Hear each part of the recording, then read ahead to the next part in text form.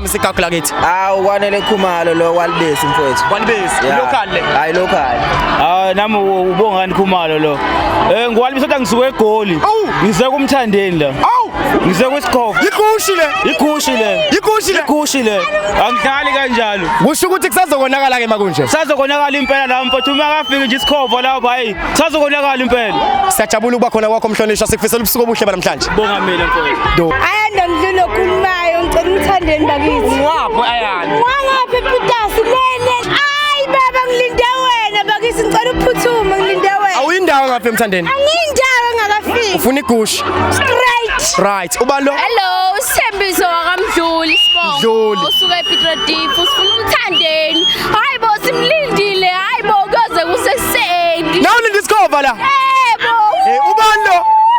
Okhulumayo uzinhle mazethu silenda seGcokama phansi ophongolo bafethu. Mthandeni silindile mfethu. Sifuna igushi. Laso lakhona ikugcamelisa phela. Angiyazi lento.